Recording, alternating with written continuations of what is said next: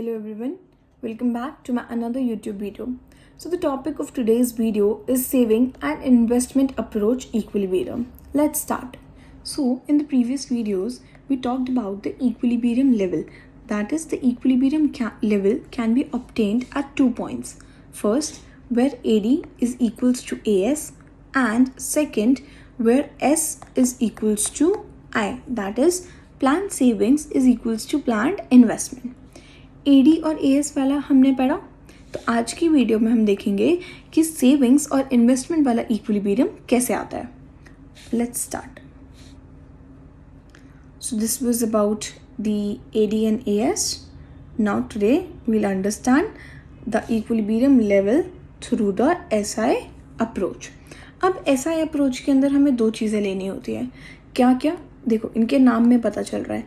That is planned savings and we'll talk about planned investment.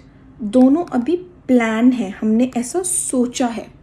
सबसे पहले इसका schedule बनाते हैं कि इसका स्केड्यूल कैसे बनेगा.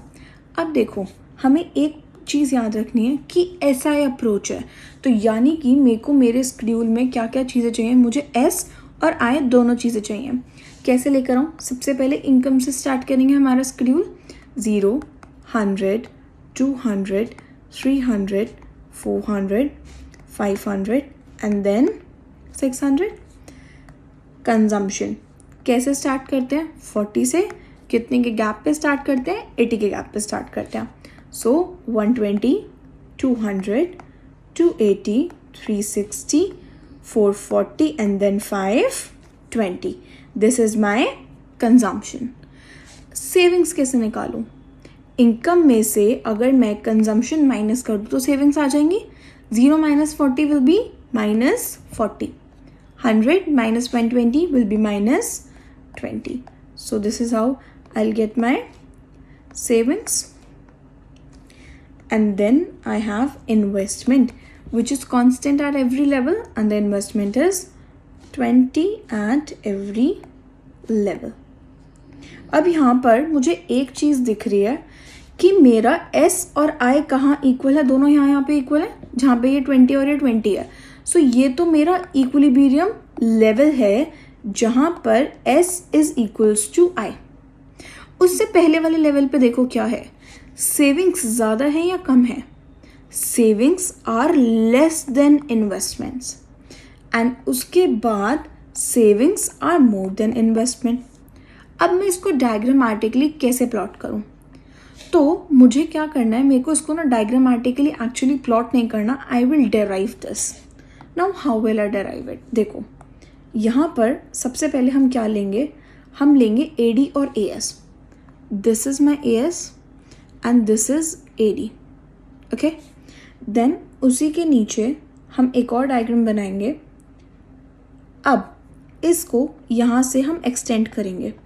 हमें ये चीज़ पता है, जहाँ पर AD AS एक दूसरे को कट कर रहे हैं, ये मेरा इक्विलिब्रियम लेवल है. Why? Because here AD intersects AS. This is my AS which makes a 45 degree angle, and this is AD, an upward sloping straight line.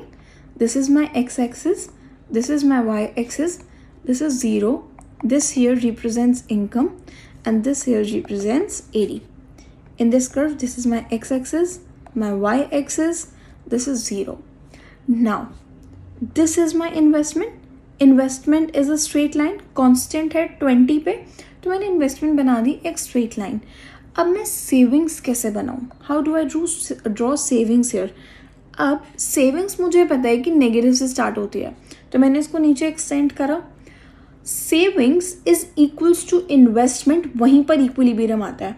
मतलब इस पॉइंट पे इक्विलिब्रियम आएगा, यहाँ पर मेरी सेविंग कट करके जानी चाहिए. तो मैं क्या करूँगी, मैं एक स्ट्रेट लाइन बनाऊँगी जो इस पॉइंट पे कट करके जा रही है. तो यहाँ पे इक्विलिब्रियम है. Why? Because here AD is equals to AS, this is equilibrium. Similarly यहाँ पे savings is equals to investment, और ये पॉइंट मेरा इक्विलिब्रियम का पॉइंट है. इसके आगे वाला एरिया कौन सा है? जहाँ पर savings is more than investment. और उससे पहले वाला एरिया कौन सा है? ये वो एरिया है जहाँ पर savings is less than investment. ये तो हुई हमारे डायग्राम की बात। अब दो सिचुएशंस हैं। पहली क्या सिचुएशन है, when savings is more than investment, मतलब ये वाला एरिया, ये वाला कि जहाँ मेरी सेविंग्स ज़्यादा है मेरी इन्वेस्टमेंट से। अगर मेरी सेविंग मेरी इन्वेस्टमेंट से ज़्यादा है तो क्या होगा, मतलब लोग क्या कर रहे हैं, लोग सेविंग्स ज़्यादा कर रहे हैं, जितना जो प्रोड्यूसर्स हैं उन्होंने प्लान किया था उससे ज़्यादा इकोनॉमी में सेविंग्स हो रही है, मतलब लोग खर्च करने के लिए तैयार नहीं हैं। अगर खर्च नहीं हो रहा तो उन्होंने जो इन्वेंट्री बनाई है वो वैसी की वैसी रखी रहेगी और उनकी इन्वेंट्री सेल नहीं होगी। तो प्रोड्यूसर्स क्या करेंगे, वो इन्वेंट्री कम करना शुरू कर देंगे और अपनी प्रोडक्शन रोक देंगे, अपने बिजनेस में और पैसा इन्वेस्ट नहीं करेंगे, इन्वेस्टमेंट रोक देंगे। और ये प्रोसेस तब तक होगा जब तक सेविंग्स इक्वल टू इन्वेस्टमेंट नहीं आ जाता। तो वो वापस नीचे नीचे नीचे आएगा, इन्वेस्टमेंट मेरी कम होगी and will again reach back to the point of equilibrium. तो यहाँ पर क्या हो रहा है, सेविंग्स ज़्यादा हो रही है, सेविंग ज़्यादा होने की वजह से मेरी इन्वेंट्री क्या हो रही है, पाइल अप हो रही है, इन्वेंट्री मेरी सेल नहीं हो रही। अब जब मेरी इन्वेंट्री का स्टॉक बढ़ रहा है और वो सेल नहीं हो रहा तो प्रोड्यूसर्स क्या करेंगे, इन्वेस्टमेंट को कम कर देंगे। और ये प्रोसेस कब तक चलेगा, जब तक सेविंग इक्वल्स टू इन्वेस्टमेंट नहीं हो जाता। नाउ सेकेंड सिचुएशन क्या है मेरी, when savings is less than investment. अगर मुझे देखना है कि सेविंग्स कम है इन्वेस्टमेंट से तो वो मैं कैसे करूँगी। सेविंग्स लेस देन इन्वेस्टमेंट के लिए अब क्या हुआ, सेविंग्स कम है, देखो नाम से पता चल रहा है सेविंग लेस देन इन्वेस्टमेंट, मतलब जितना प्रोड्यूसर ने सोचा था लोग उससे कम सेविंग कर रहे हैं और उनके गुड्स की ज़्यादा डिमांड कर रहे हैं। अगर गुड्स की डिमांड ज़्यादा हो रही है मतलब लोग ज़्यादा खर्चा कर रहे हैं, तो उन्होंने जितना सामान बनाया था, जितनी इन्वेंट्री उन्होंने बनाई थी वो कम पड़ गई। अब कम पड़ गई तो क्या करें, उनको और बनानी पड़ेगी, और इन्वेंट्री बनाने के लिए उनको और ज़्यादा अपने बिजनेस में इन्वेस्टमेंट करनी पड़ेगी, इन्वेस्टमेंट बढ़ानी पड़ेगी। और ये प्रोसेस कब तक चलेगा, जब तक सेविंग इक्वल टू इन्वेस्टमेंट नहीं आ जाता। तो इक्विलिब्रियम का पॉइंट क्या है, जहाँ पर सेविंग इक्वल्स टू इन्वेस्टमेंट है, जितनी प्लान्ड सेविंग्स थी इकोनॉमी में उतनी ही प्लान्ड इन्वेस्टमेंट हो रही है। So this is all about saving and investment approach. I hope the concept of saving and investment approach and the equilibrium is clear to you. Still, if you have any doubt, do let me know in the comment box. Do subscribe to my channel. Thank you.